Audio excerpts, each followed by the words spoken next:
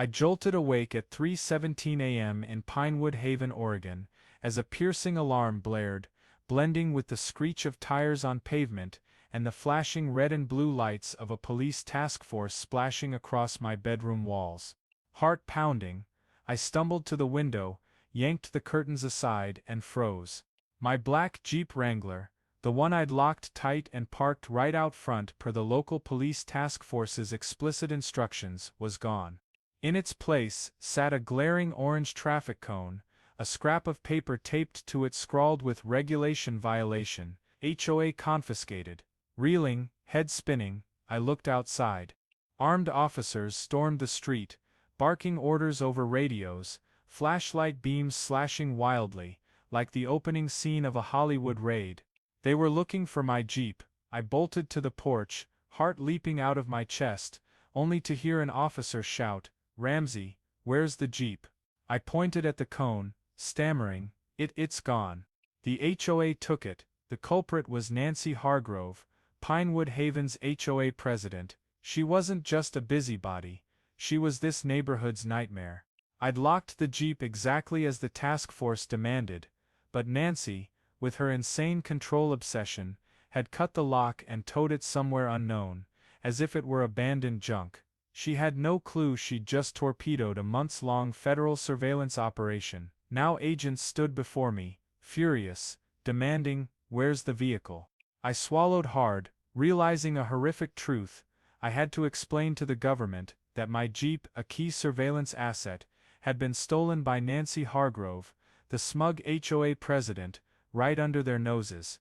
I wanted to scream, cry, or laugh at the absurdity, but I just stood there, amid the chaos, as patrol lights swept across my face.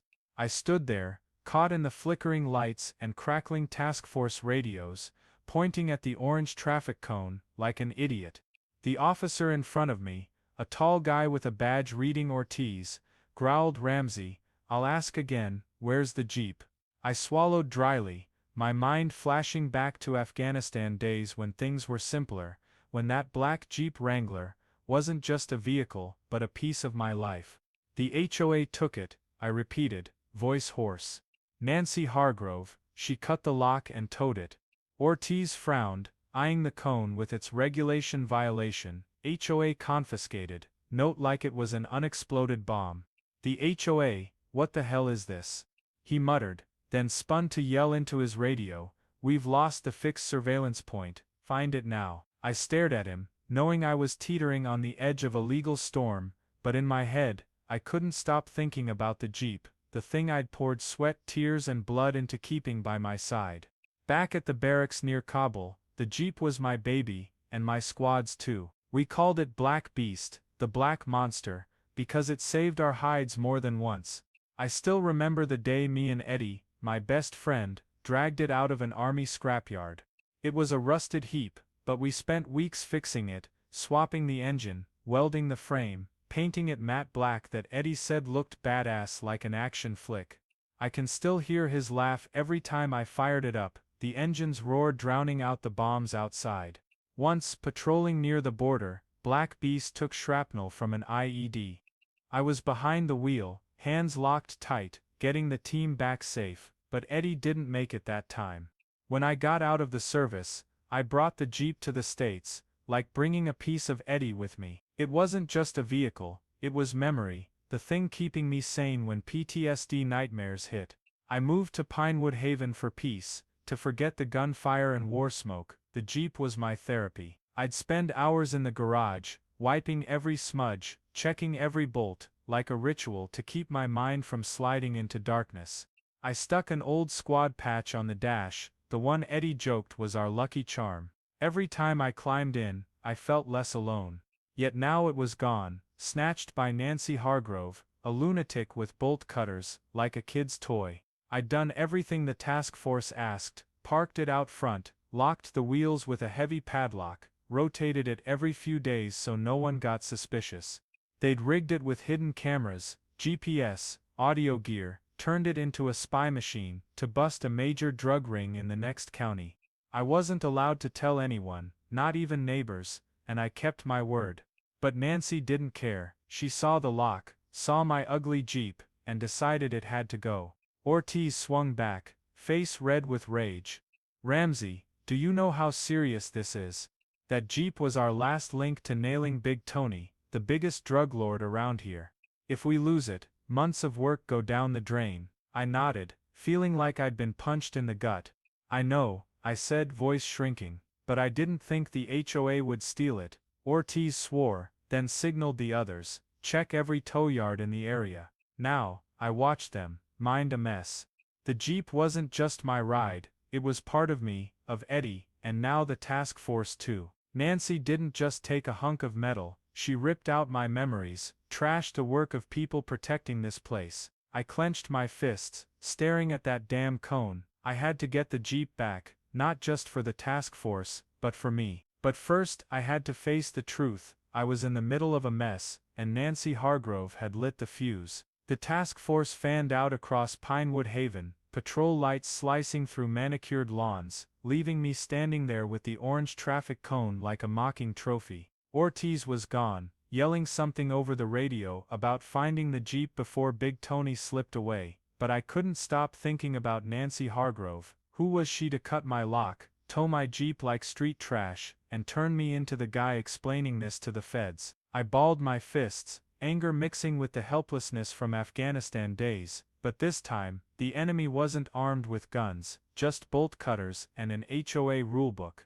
Nancy wasn't just a nosy neighbor, she was Pinewood Haven's HOA queen, a control freak gone mad, and my Jeep had been her target since the day I moved in. I still remember meeting Nancy. I'd been here 2 days, wiping down the Jeep in the driveway, when she appeared. A 50-ish woman with dyed blonde hair, wearing a blinding red blazer like she was hosting a TV show. She stood there, hands on hips, lips pursed, eyeing the Jeep like it was a stray dog digging through trash. War vehicles don't belong here, she said, voice icy. Pinewood Haven is civilized, you should get a Toyota Camry or something normal. I tried to stay polite, forced a smile. It's part of my work, consulting for local police. She smirked, eyes skeptical. Nice story, hero, I'll be watching you. Then she turned away, leaving me feeling like I'd been warned by a superior officer, except instead of a badge, she wielded the title HOA president. Nancy wasn't new to this control game. I heard neighbors whisper about her. A retired bank manager, who quit early after a divorce, no kids, no friends, just Pinewood Haven as her kingdom, to rule. She lived alone in the big house at the street's end, curtains always drawn, but eyes always peeking through the slits. To Nancy, the HOA wasn't just an organization, it was a weapon. She turned bylaws into iron law. No plastic chairs on porches, because they're ugly. A $50 fine if trash bins sat out past 6 hours after pickup. Once old Mrs. Clara, the 70-year-old next door, planted wildflowers out front, and Nancy sent a fine for community aesthetic damage. Clara told me, eyes teary, I just wanted some color, but she made me feel like a criminal. My Jeep was Nancy's biggest crime, she hated it.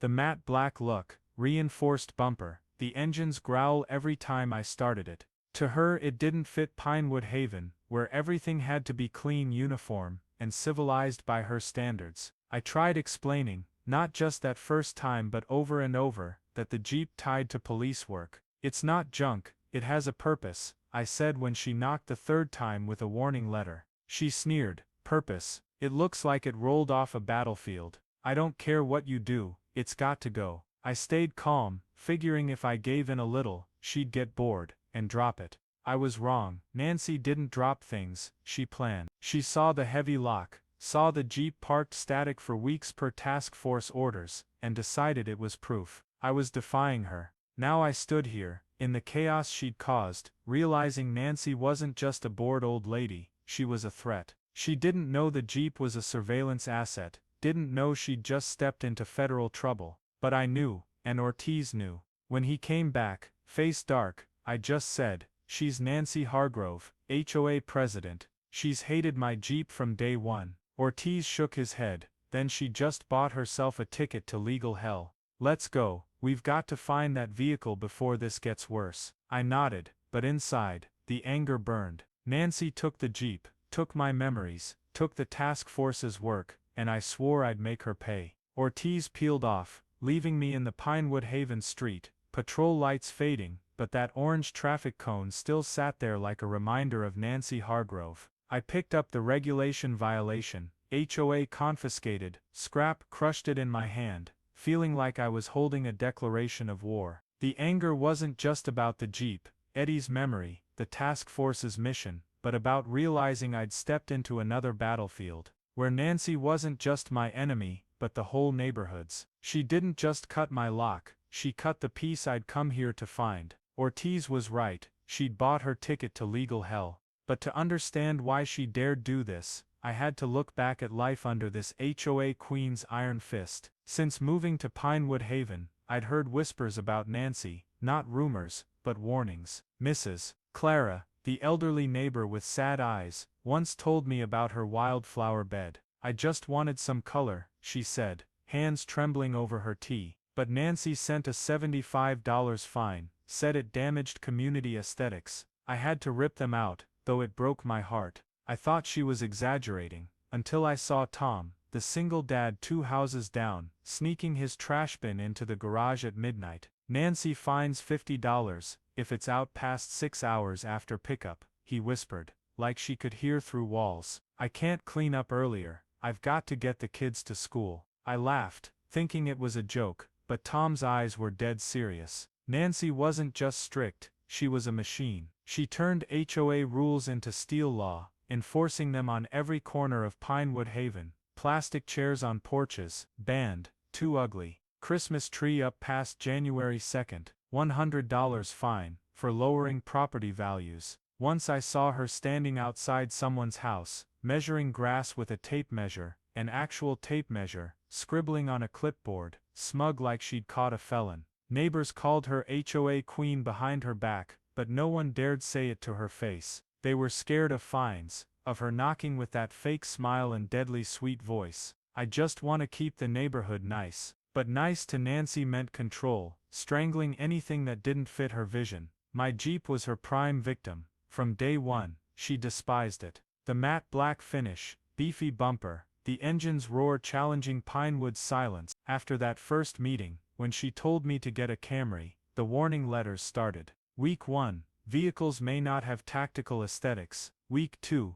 parking creates an intimidating presence. I laughed reading them. Who knew a parked Jeep could intimidate? I tried explaining, again, when she knocked with the third letter, it's tied to police work. I can't switch vehicles. She pursed her lips, eyes sharp as knives. I don't care what you do, Ramsey. It doesn't fit Pinewood Haven. It's got to go. I shrugged, thinking she was all talk. But then I saw her out in the street, staring at the Jeep with cold eyes, jotting on her clipboard, like a predator marking prey. I started paying attention. Nancy didn't just target me, she targeted anyone who strayed from her standard. Pete, the Ring camera nut across the street, got fined for leaving his kid's bike out past a day. She said it cluttered the street, Pete said, shaking his head. I paid $30 to shut her up. Clara, Tom, Pete, they all lived in fear, like me, but no one fought back. Neither did I, at first. I wanted to fit in, to find calm after war years, so I stayed quiet,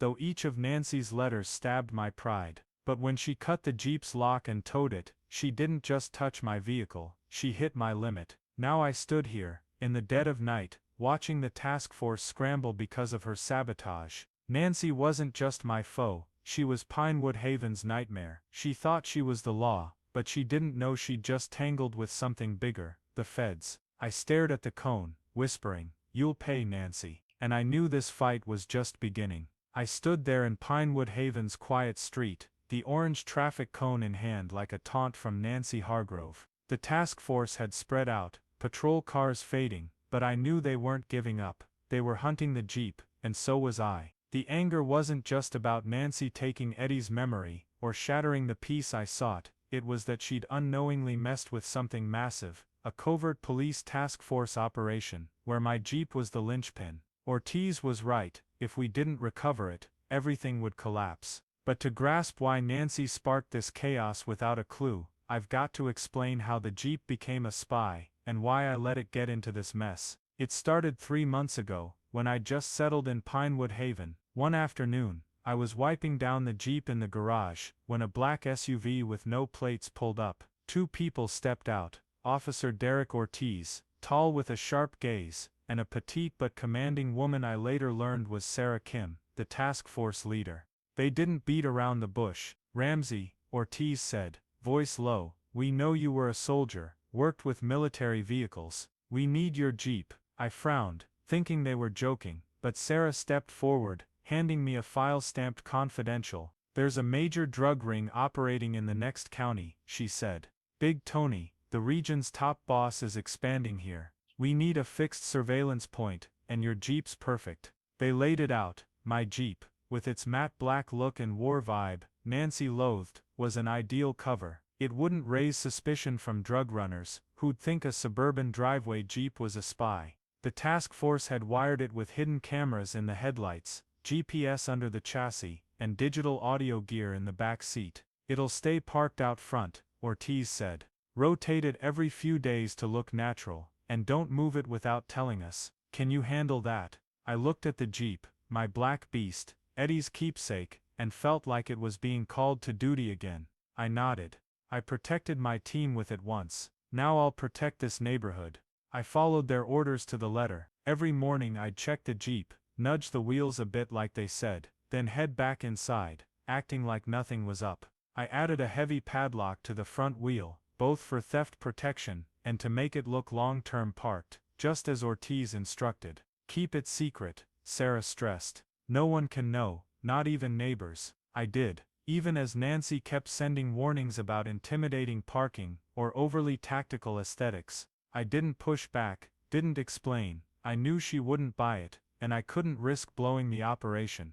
To me it wasn't just the task force's mission, it was my way of serving again, letting the Jeep live like it did in Afghanistan, guarding lives instead of rotting in a garage. But Nancy didn't see that. To her, the Jeep was Pinewood Haven's public enemy number 1. She didn't know it held cameras recording every sketchy car passing the street, didn't know the GPS tracked Big Tony's network, didn't know each sound it captured was evidence to nab a drug lord. She just saw an ugly hunk of metal dirtying her perfect neighborhood. I used to think she was just annoying, but now I got it. Her control obsession wasn't just silly, it was dangerous. She'd cut the lock, towed the Jeep, and accidentally trashed a task force operation they'd bled months to build. Now I stood here, staring at the dark street, knowing the Jeep wasn't just mine, it was the Fed's eyes and ears. Nancy had messed with something she didn't understand, and I swore she'd regret it. Ortiz came back, voice urgent. Ramsey, we've got to find it. Now, I nodded, following him.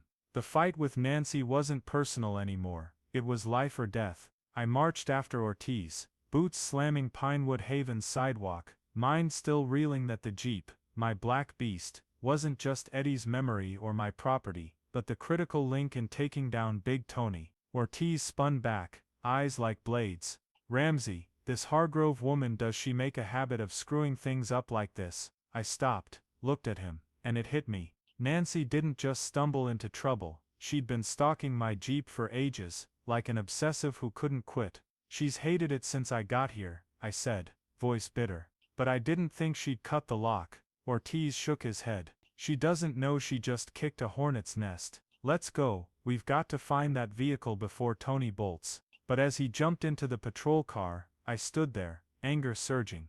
Nancy wasn't just a nuisance, she was a danger, and I'd let her go too far. Nancy's fixation started my first week in Pinewood Haven. After that initial meeting, when she told me to swap the Jeep for a Toyota Camry, the warning letters poured in. 1 a week, handwritten, her jagged signature sprawled at the bottom. First one, vehicles may not have tactical aesthetics. Second, parking creates an intimidating presence. By the third, I couldn't help laughing. Who knew a Jeep could scare people? I stuffed them in a drawer, figuring she was just bored.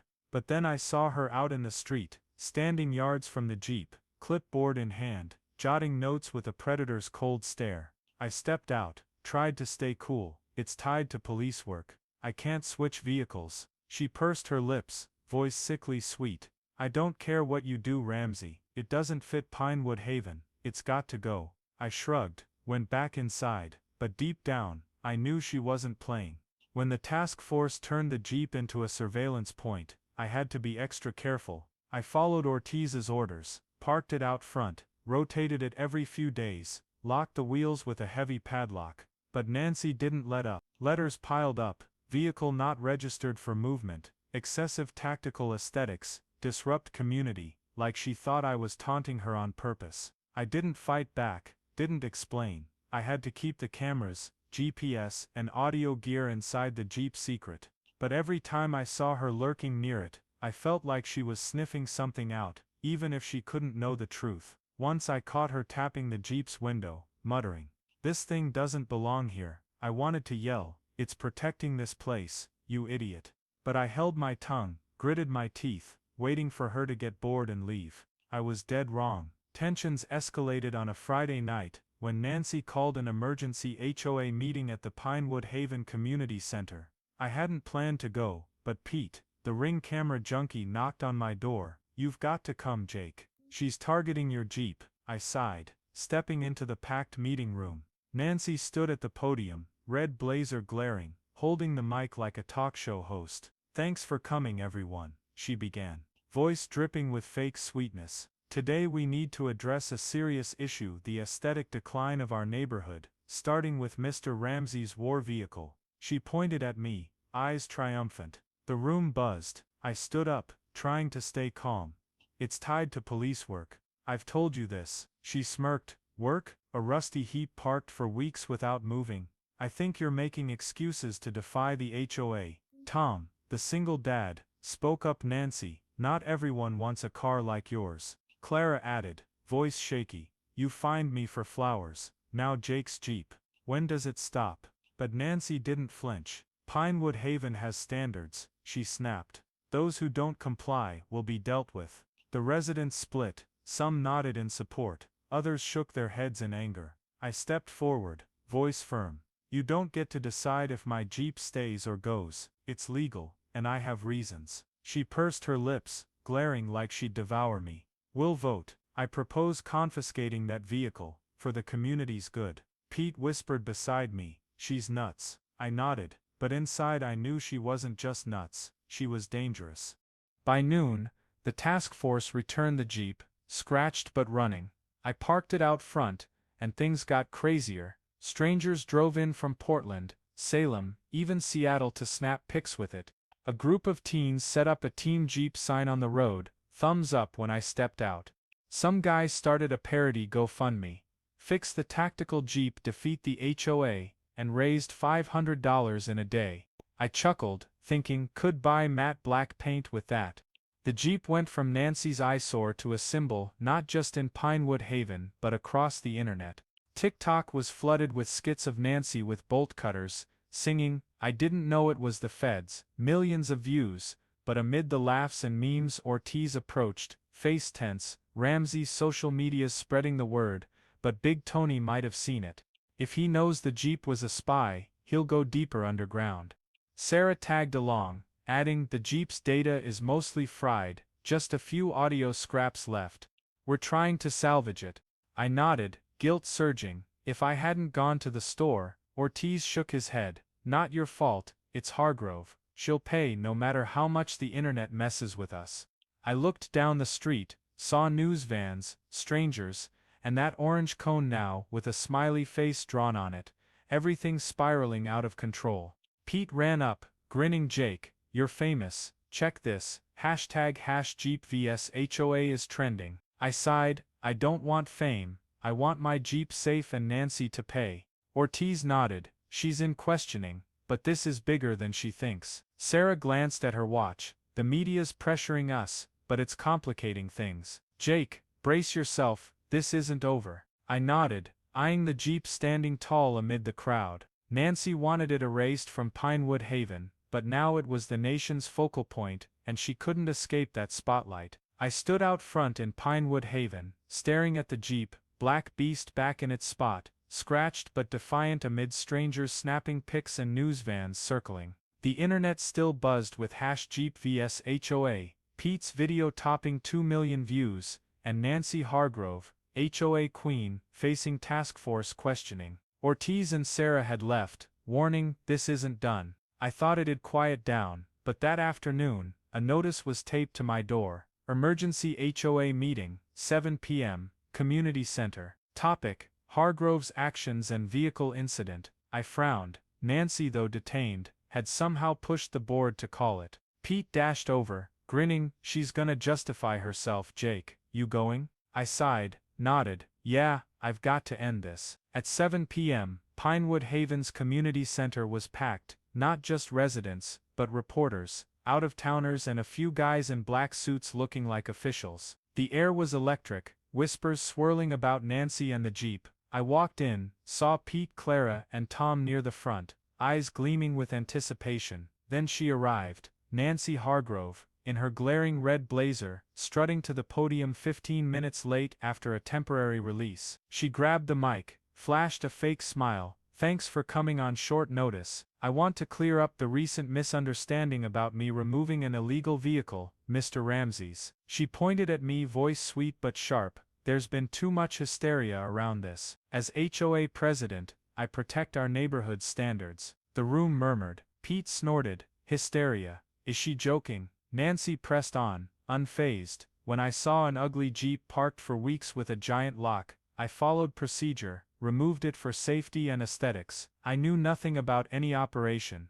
I stood, voice firm. You cut my lock, towed it without asking. You call that procedure? She pursed her lips. Ramsey, don't exaggerate. It broke HOA rules. I had the right. A wave beside me wave rolled through, some nodding, others shaking heads in anger. I stepped forward. You want the truth? Here. I handed my phone to Pete, who plugged it into the projector. The Ring video splashed across the big screen. Nancy cutting the lock, smirking as the Jeep was towed, placing the orange cone. The room went dead silent. Then Twitter and TikTok popped up. Nancy bolt cutter memes, #Jeep vs HOA, millions of views. Nancy paled but doubled down. Fine, I might have misjudged the vehicle, but it broke standards, and the bylaws give me authority. A voice cut through from the corner. No, they don't. Sarah Kim stepped forward, holding a file, calm but razor sharp. I'm Detective Sarah Kim, Task Force. We reviewed your HOA charter. You bypassed the board,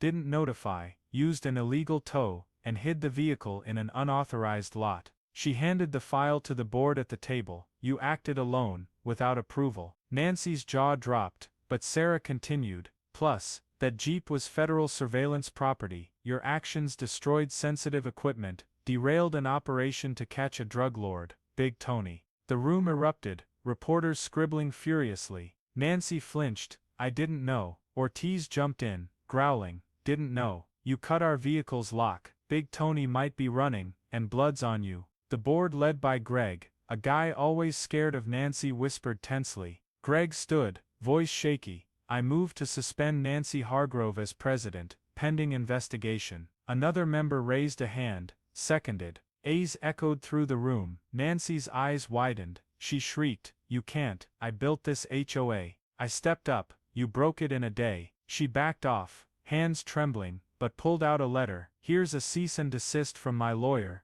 against the police and Ramsey for defamation. Sarah took it, glanced. This lawyer's under investigation. Good luck. Nancy stormed out, yelling, you're not done with me. The room exploded. Claps and cheers rang out. Pete whispered, she's toast. Sarah turned to me. Jake, she'll face charges, but the operation's still at risk. I nodded, watching the board dissolve in chaos. Nancy wanted to justify herself, but now she was the loser, before Pinewood Haven and the internet. I stood in Pinewood Haven's community center, watching Nancy Hargrove get escorted from the meeting amid residents' murmurs, reporters' buzz and camera flashes. Greg's motion to oust her had just passed, the board's chorus of A's sealing the HOA queen's downfall. She spun back, shouting over her shoulder, you're not done with me yet. But no one cared. Scattered applause grew into a roaring ovation. Pete slapped my shoulder, grinning. Jake, you did it. She's finished. I nodded, but my chest felt heavy. My Jeep,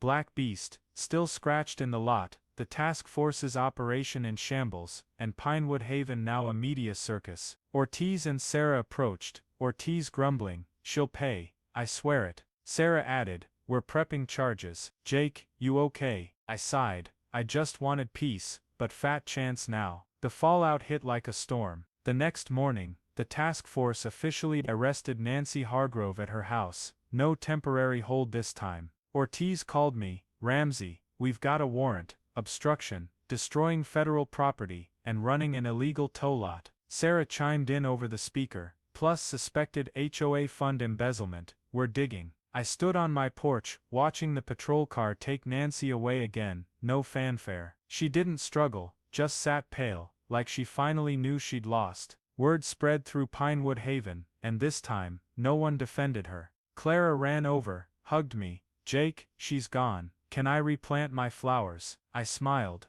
"Go for it, Clara, no one's fining you now." The HOA crumbled right after. The board, led by Greg, met privately, and voted to dissolve rather than face resident lawsuits. Greg came to my house, scratching his head awkwardly. "Jake, we were scared of Nancy too long. She threatened to fine me for a flag on my porch. Now it's over, we're free." I nodded. Better no HOA than one with Nancy. Her rules: no plastic chairs, tall grass fines, trash bin measuring. We're now just trash in the bin. Pinewood Haven breathed again, and I felt the shift instantly. The neighborhood transformed in ways I didn't expect. The day Nancy was arrested, Tom hauled plastic chairs onto his porch, giving me a thumbs up. Freedom. Jake, Clara replanted her wildflowers, yellow bursting in the sun. Pete stuck a neighborhood eyesore sign out front, grinning. "That's us now, and I love it." Residents started talking more, no longer fearing fine letters or Nancy's prying eyes. One afternoon, I saw kids chalking the sidewalk, once banned for street mess, and their parents laughing, unafraid of penalties. I sat on my porch, eyeing the Jeep out front,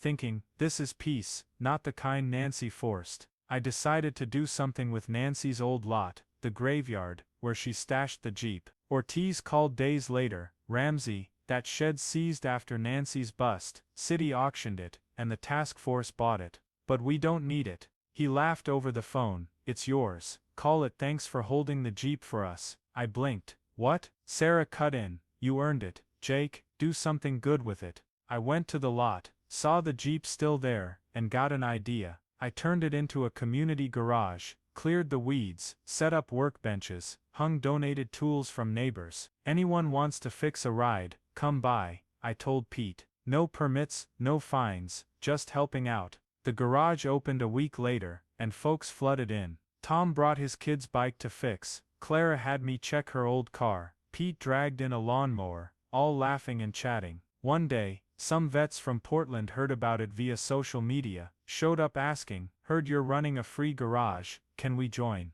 I nodded. The more the merrier. The garage wasn't just for repairs, it became Pinewood Haven's new hub, where people connected, fearless. I looked at the Jeep parked beside it, thinking of Eddie. "You'd love this place." Nancy didn't come back. Rumor said she sold her house overnight, left Oregon, without a word. Ortiz called one last time. She took a plea: restitution to the HOA, fines, banned from boards for 20 years. No jail, but enough to shut her up. I nodded. Good enough. Pinewood Haven was ours, now not Nancy's. I sat on my porch, watching the lively street, knowing from her ashes, we'd built something better. I stood in the new Pinewood Haven community garage, hands greasy from helping Tom fix his son's bike. Clara had just dropped off a tray of cookies, beaming by her freshly planted wildflowers, while Pete showed off the neighborhood eyesore sign to some vets who'd stopped by. The Jeep, Black Beast, sat at the entrance, scratched but tough, like a symbol of the renewal here. Nancy Hargrove was gone, leaving Pinewood Haven free and alive, like never before. I thought it was settled,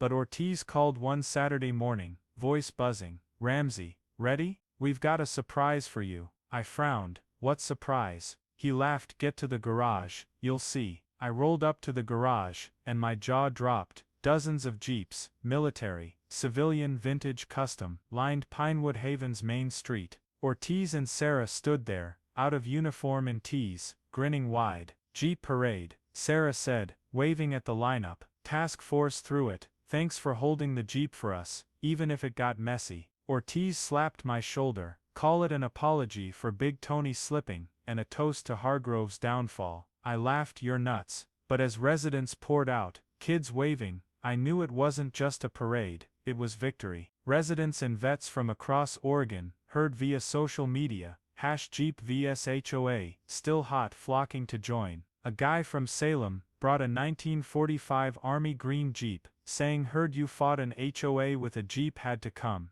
A Portland vet crew waved Team Jeep signs, cheering when they saw me. Pete live streamed, yelling Pinewood Haven's unbeatable. Ortiz handed me keys. Ramsey, you lead, your Jeep's the star. I climbed into Black Beast, fired it up, the familiar roar echoing like Afghanistan days with Eddie, and led the convoy through the streets. Kids waved flags. Clara tossed wild flowers from her porch. Tom honked his kid's bike horn. Pinewood Haven lit up like a festival. We rolled down every road, where Nancy once measured grass, fined bins, banned flowers, now alive with laughter and freedom. My Jeep, repainted matte black with GoFundMe cash, had Pinewood Guardian scrawled on the hood, courtesy of Pete. The convoy stopped at the garage, where Ortiz and Sarah waited with a plaque. Sarah stepped up, handed it to me.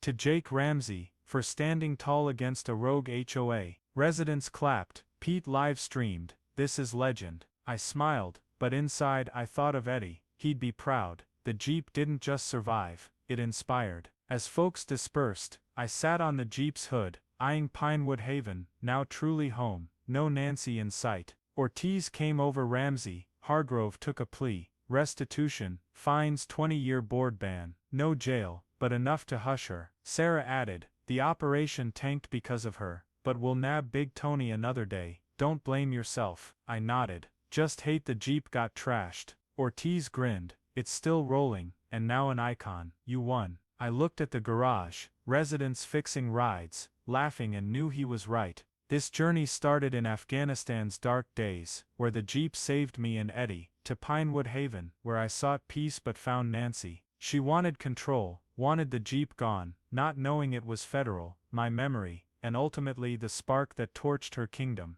From PTSD, I learned to stand not just for me, but for Pinewood Haven. The internet turned it into a joke, but to me it's a lesson. Sometimes the enemy's not on a battlefield, but in your neighborhood. An old lady with bolt cutters and crazy rules. I stood gazing at the Jeep, not just a ride, but a symbol of grit. Nancy thought she was guarding Pinewood Haven, but she was the threat, and we took her down. Now this place is ours. No dumb rules, no fine letters, just community. I whispered to Eddie, see this, Black Beast's alive, and we won. Pete ran up, shouting Jake, the parade video's at 1 million views. I laughed, good, let the world know Pinewood Haven doesn't fold. I climbed into the Jeep, drove home, leaving the buzzing garage behind. Nancy lost, Pinewood Haven won, and I at last found real peace. A wild tale, but worth telling forever. The story of Jake Ramsey and his clash with Nancy Hargrove in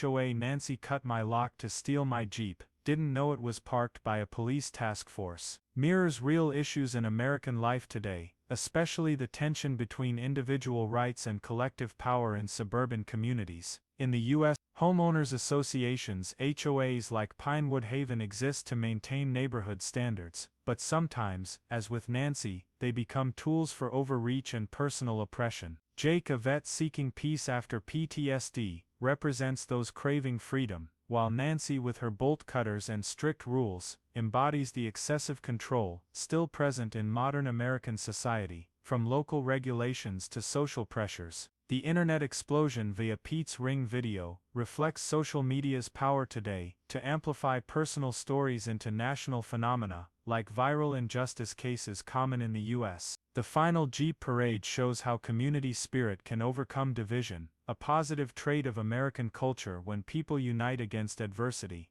The takeaway from this tale: stand up for your rights, but lean on community and tech to drive change. Jake didn't just keep the Jeep, Eddie's keepsake and the task force's tool. He turned Nancy's lot into a hub uniting Pinewood Haven. In real U.S. life, if you face HOA unfairness or any overreach, like absurd property rules or social pressure, don't stay quiet like Jake did at first. Record proof like that Ring video, rally neighbors like Clara and Tom, and hold out for justice like when Nancy got stripped of power and faced legal heat. Better yet, turn hardship into opportunity, like Jake did with the community garage, to not just win personally, but build something better for all. In a country prizing individual liberty, yet rife with collective demands, balancing fight and unity is key, and Jake's story proves it loud and clear. Hey everyone, if you liked my wild Jeep saga and battle with Nancy, hit subscribe so you don't miss the next neighborhood drama.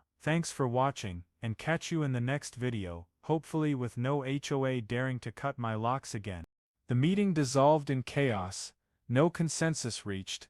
I went home staring at the empty spot where the Jeep once sat, thinking of the lock I'd put on to protect it, and the task force. Nancy didn't just hate the Jeep, she wanted it destroyed, like she crushed everything in Pinewood Haven. I didn't expect that right after. She'd cut the lock, tow it away, and plunge the neighborhood into the mess I was now facing. Then Ortiz screeched up, yelling, "Get in, Ramsey, we've got to find that Jeep now." I jumped in, knowing the fight with Nancy had gone beyond a spat. It was life or death. I leapt into Ortiz's patrol car, heart pounding as he floored it through Pinewood Haven, red and blue lights slashing across sleeping houses. Last night's HOA meeting still haunted me. Nancy's smug tone, her cold stare as she proposed seizing the Jeep, and the neighborhood's divide. "She won't stop," I told Ortiz, gripping the seat. He nodded, face taut. "If she touched that Jeep, she touched the feds. We've got to find it, now." I knew he was right, but inside, it wasn't just the task force's operation I worried about, it was Black Beast, Eddie's keepsake, the thing Nancy had sworn to erase. I didn't expect she'd move so fast. The moment my back was turned, it happened the previous afternoon, after the chaotic meeting. I left the community center with Pete, the Ring camera guy, who whispered, "Watch out for Nancy, she's not kidding." I nodded, thinking I still had control. I got home, saw the Jeep out front, matte black, heavy lock gleaming in the sun, and felt secure. The task force told me to keep it stationary, rotate it every few days, and I'd done just that. I went inside, checked emails, then decided to hit the store for supplies. Just 30 minutes, I told myself, not knowing it was my biggest mistake. While I was gone, Nancy was waiting, like a predator stalking the moment its prey slipped up. Pete filled me in later, via his Ring footage. At 2 p.m., Nancy strode out from her house down the street, red blazer blazing, clutching heavy-duty bolt cutters, the kind for slicing cables. She marched straight to the Jeep, eyes icy, no hesitation. Pete said he saw her through his window, thought she was just measuring my grass like usual, but then froze as she knelt by the front wheel. She eyed the heavy lock I'd put on per the task force's orders, to deter theft, to guard the cameras, GPS, and audio gear inside, and smirked. "Eyesore," she muttered, loud enough for the camera to catch. Then she raised the cutters, snapped the lock like butter, the metal clanging sharp in the quiet street. Pete said he nearly spilled his coffee watching. "She's lost it," he yelled over the phone later. Nancy didn't stop. She stood, dusted her hands, then pulled out her phone to call someone. 10 minutes later, a beat-up tow truck, no logo, no official plates, rolled up. The driver, a hefty guy in a stained tee, hopped out, no questions, just nodded, when Nancy gestured at the Jeep. "Take it," she said, voice triumphant. "One less ugly thing makes the neighborhood prettier." The guy hooked the Jeep, hauled it up like a dead animal, and Nancy stood there, hands on hips, watching Black Beast get dragged off with a smug grin. Pete said he wanted to run out and stop her, but his feet locked. She looked too damn scary. "Jake." Before leaving, Nancy turned to Pete's Ring camera, smirked, "One less worry." Then she walked off, leaving that orange traffic cone and damn note where the Jeep had been. I got home at 3, grocery bags in hand, and felt like I'd been punched when I saw the empty driveway. The Jeep, Eddie's memory, the task force's spy, was gone. I dropped the bags, ran out and saw the cone with regulation violation, HOA confiscated. My head spun, shock, rage, helplessness, like the day Eddie fell in Afghanistan. I knelt, touched the oil stain left on the pavement, feeling like I'd lost a piece of my soul. "Nancy," I growled, crumpling the note in my fist. "She didn't just take the Jeep, she took my memories, the task force's work, and Pinewood Haven's safety she swore to protect." I stood, bolted to Pete's, banged on his door. What'd she do? Tell me. Pete paled, showed me the ring video. I watched Nancy cut the lock, watched the Jeep get towed, and fury ignited like wildfire. I called Ortiz right away, voice shaking. Nancy took the Jeep, she cut the lock, towed it somewhere. He swore over the line. What the hell? Doesn't she know she just trashed our operation? I shook my head, though he couldn't see. She doesn't care, she just wanted it gone. Ortiz barked, stay put, I'm coming. I hung up, replayed the video, saw Nancy's smile as the Jeep vanished. She thought she'd won, but she didn't know she'd sparked a bigger war. Ortiz arrived, pulled me into the car. Let's go, Ramsey, we've got to find it before Big Tony slips away. I nodded, but inside I swore, Nancy would pay, not just for the task force but for everything. Ortiz's patrol car screeched up to my house in Pinewood Haven, lights slicing the dark, a short siren blast like a warning. I stood on the porch, still clutching the regulation violation. HOA confiscated note. Nancy left, mind reeling after Pete's ring video. Ortiz jumped out, face flushed, storming toward me like a hurricane. Ramsey, what'd you say she did? I took a deep breath, voice rough. Nancy Hargrove. She cut the Jeep's lock, called a tow, and took it somewhere. Pete caught it all. I handed over the phone, the video replaying Nancy smirking as Black Beast was hauled off. Ortiz watched, knuckles whitening, then cursed. What the hell is this? Doesn't she know she just wrecked our operation? I shook my head. She doesn't care, she just wanted it gone. Ortiz spun, yelled into his radio. Sarah, get here now, the fixed surveillance point's gone. Some crazy HOA lady took it. I heard Sarah Kim crackle back, voice tight. What? I'm on my way, hold the scene. Ortiz tossed the radio onto the seat, turned to me, eyes blazing. Ramsey, do you get how bad this is? That Jeep was our eyes and ears, cameras, GPS, audio, all to nab Big Tony. If it's gone, months of work down the drain. I nodded, feeling gut-punched. I know, I said quietly. I did everything you asked, parked it out front, locked the wheels, kept it secret. I didn't think she'd dare. Ortiz cut me off. Didn't think she cut a federal vehicle's lock. That's not didn't think, that's insane. I stood there, in Ortiz's fury, feeling like I was back in Afghanistan, where one slip could cost the team everything. But this time, the slip wasn't mine, it was Nancy's. Ortiz paced, raking his hair. Big Tony's the biggest dealer around, drugs, guns, you name it. We've tracked him 3 months, and your Jeep was the final piece. Headlight cameras caught his cruise cars, GPS mapped their routes, audio grabbed their words. If that data's gone, he walks, and we've got nothing. I swallowed hard, thinking of Eddie. The Jeep saved me from an IED once, now it was the hope to catch a monster. But Nancy, with her bolt cutters and lunatic obsession, trashed it all. Sarah Kim pulled up moments later, black SUV screeching to a stop, stepping out with lethal calm. Show me the video, she said. No nonsense. I handed her the phone, and she watched in silence, only Ortiz's ragged breathing beside her. When Nancy cut the lock on screen, Sarah frowned. She doesn't know she just tampered with federal property. Ortiz roared. Doesn't know, she doesn't need to know, she did it. Sarah turned to me. Jake, tell me exactly what you know. I breathed deep, recounted.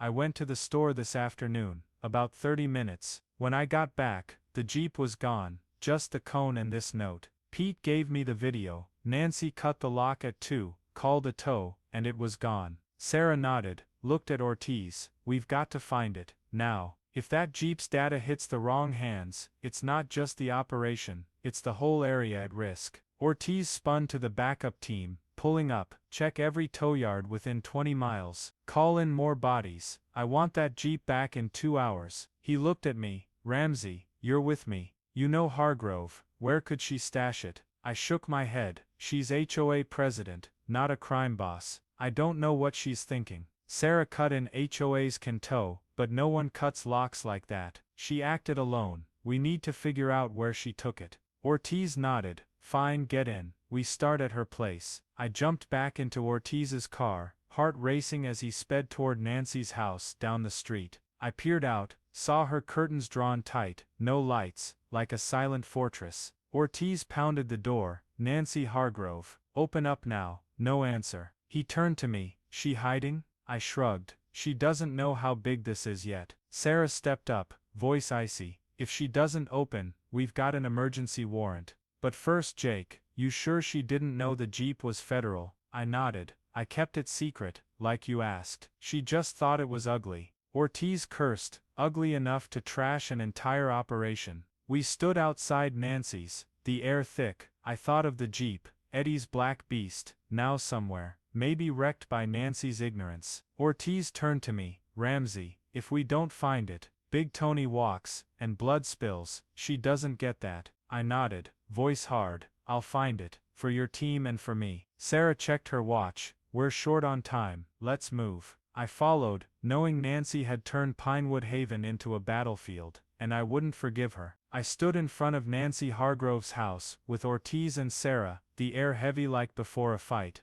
The door stayed shut, curtains drawn, not a sound, but I knew she was in there, somewhere, smug about her little win. Ortiz banged again. Nancy Hargrove, open up, or we're coming in. Still nothing. Sarah glanced at her watch, voice cold. We can't wait. Ortiz, call the search team, hit every tow yard around. Jake, you're with us. I nodded, hopping into the patrol car, as Ortiz gunned it out of Pinewood Haven. The Jeep, Eddie's black beast, the task force's spy, was out there, and every minute was a chance for Big Tony to slip away. I clenched my fists, resolved, I'll find it, even if I have to tear Oregon apart. We started at the nearest tow yard, 5 miles from Pinewood Haven, a dusty lot crammed with cars, reeking of motor oil. Ortiz stormed the office, flashing his badge. Police. Anyone tow a black Jeep Wrangler from Pinewood Haven this afternoon? The manager, an old guy with silver hair and a cigarette dangling, shook his head. No Jeeps today, just trucks and some old sedans. Ortiz cursed, turned to me. She didn't use a legit place, probably an off-the-books job. Sarah nodded. If Nancy called a private tow, it could be anywhere. I thought of Pete's Ring video, the beat-up truck, no logo, and felt a chill. She's not dumb, I said. She picked one that doesn't ask questions. The second yard was 10 miles out, near a quiet country road. Ortiz sped in, braking hard, kicking up dust. I jumped out, raced through the rows, heart thumping as I scanned for the Jeep's matte black shape. Sarah followed, checking logs with the manager. Black vehicle, no official plates, towed from Pinewood Haven. Got it. The guy shook his head. Nope, we only take cars with paperwork. Ortiz slammed his fist on the patrol car's hood. Damn it, where'd she hide it? I stood amid the rusty wrecks, helplessness rising like when Eddie fell, but I shook it off, telling myself, no giving up, not this time. Sarah took a call from another team. Nothing at the south yard. We're pushing north. Ortiz turned to me. Ramsey, anything you know about Hargrove that could help? A shed, friends, anything. I frowned, thinking back. She lives alone, no friends, just the HOA. But Pete said she hangs around the old neighborhood shed sometimes. Ortiz raised a brow. Shed, where? I pointed east, end of Oak Street, past the rusty fence. I saw it jogging. Sarah nodded. Worth a shot. Get in. We raced to the shed, less than a mile from Pinewood Haven, a spot I'd never really noticed. The rusted gate loomed under our headlights, its lock dangling like it'd been forgotten. Ortiz hopped out, yanked it open. It's unlocked. Was she here? I followed, heart racing as I caught the scent of oil and weeds. Inside was a junk-strewn lot, traffic cones, tarps, a few old cars. Then I saw it. My Jeep, black beast, tilted in the grass, scratched, filthy, dumped like trash.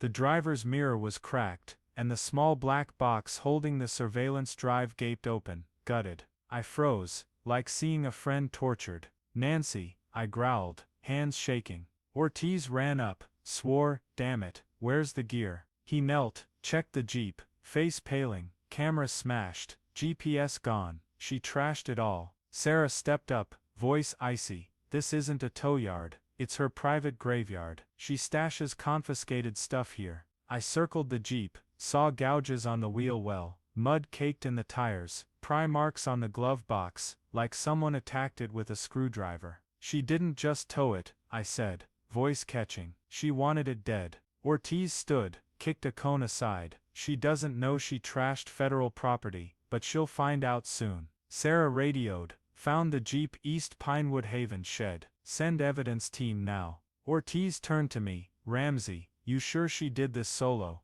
I nodded. Pete's video showed just her and the tow guy. She didn't tell the HOA board, this was personal. Sarah nodded, so she's not just stupid, she's illegal. Ortiz eyed the Jeep, voice low, Big Tony might have bolted, but Hargrove won't. We'll salvage what data's left, and she'll pay. I touched the Jeep's hood, thought of Eddie, thought of the ruined operation, and swore, she won't just pay, she'll regret crossing me. Ortiz turned to me, let's go, we confront her now. I nodded, followed, knowing the hunt for the Jeep was over, but the war with Nancy was just starting. I stood beside my Jeep, my black beast, in the derelict lot behind Pinewood Haven's shed, hand on its scratched paint, heart aching.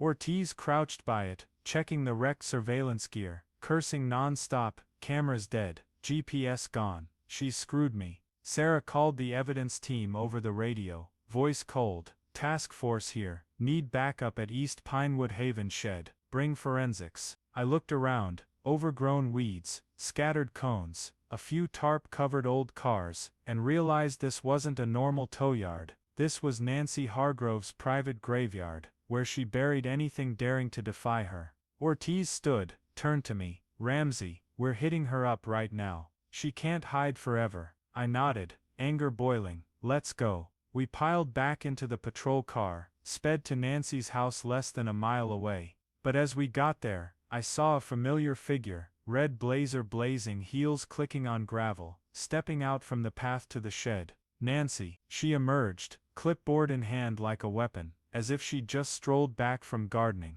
Ortiz slammed the brakes, leapt out, Nancy Hargrove. She stopped, blinked at us, then flashed that fake sweet smile. Oh good, you found it.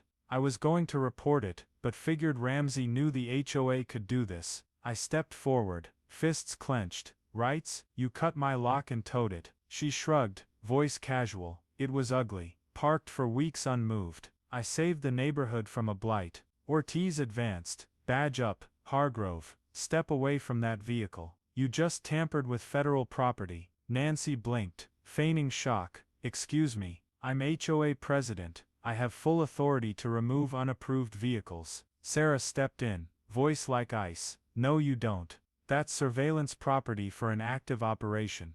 Do you grasp how serious this is? Nancy smirked, hands on hips. You're not serious. That thing's an abandoned heap, with a big lock, sitting there forever. I did you a favor clearing it out. I couldn't believe my ears. She talked like we should thank her, like trashing the Big Tony operation was a good deed. Ortiz flushed, roared, favor, you smashed cameras, GPS, audio, you just let a drug lord slip the net. Nancy frowned, a flicker of confusion. Drugs? I don't know anything about that. It was just an eyesore. I stepped up, pointed at her. You don't know because you're too busy controlling everyone. You took my Jeep, my keepsake, their tool, just because you hated it. Nancy pursed her lips, voice hardening. Ramsey, don't overreact. It broke HOA standards. I had the right. Sarah cut in. No you didn't. You bypassed the board, used an unlicensed tow, and hid it in an illegal lot. That's a crime. Nancy stepped back, still smug. You can't scare me. I'm HOA president. I protect this place. Ortiz laughed dryly. Protect? You just trashed an operation protecting it from drugs. Big Tony might be running now, and blood's on you. Nancy frowned, then shrugged. If you left something that important on the street without telling me, that's your fault, not mine.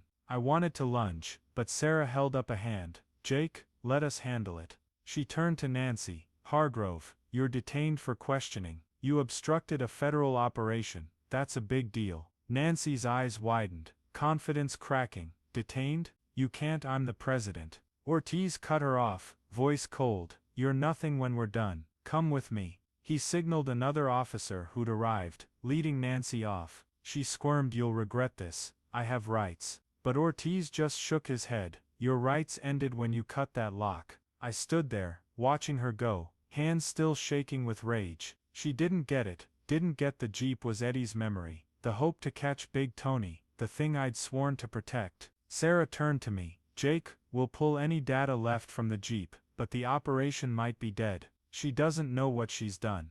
I nodded, voice thick. She doesn't care, she just wanted to win. Ortiz clapped my shoulder. We're not done. She'll pay, I promise. I watched Nancy go, knowing this clash was just the start. She thought she was queen, but her kingdom was about to fall. I stood with Ortiz and Sarah, watching the patrol car hauling Nancy Hargrove fade from Pinewood Haven, lights cutting the night. She was still yelling something out the window, "You'll regret this," but her voice drowned in the siren. Ortiz turned to me, clapped my shoulder. "Ramsey, she's toast, but we've still got to save the operation. Evidence teams pulling data from the Jeep." Sarah nodded, voice cold. "If anything's left we'll use it, but Big Tony might have bolted. She wrecked everything."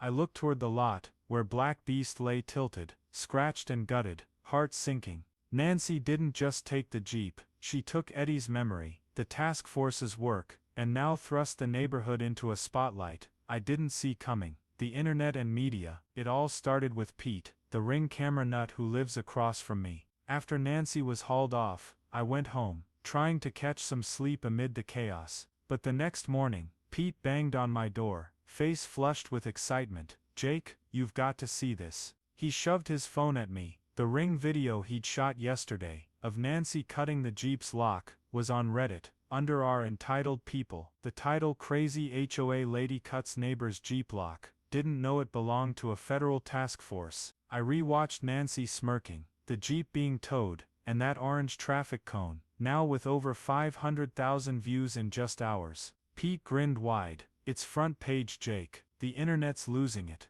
I frowned. "What?" Within 2 hours, my phone wouldn't stop buzzing. Texts from friends, old squad mates, even strangers. The video spread like wildfire on TikTok, Twitter, YouTube, everywhere. A TikToker recreated Nancy cutting the lock in slow-mo, with dramatic music, captioned, "When the HOA messes with the feds." On Twitter, a long thread dubbed her Oregon's Karen Queen, with screenshots from the video and comments, "Cutting a spy Jeep's lock to keep the neighborhood pretty, where's the logic?" I opened Reddit, saw thousands of comments, "This lady needs jail," "That Jeep's badass." HOAs are society's cancer. I flopped onto the couch, stunned. My story, my Jeep, now the nation's entertainment.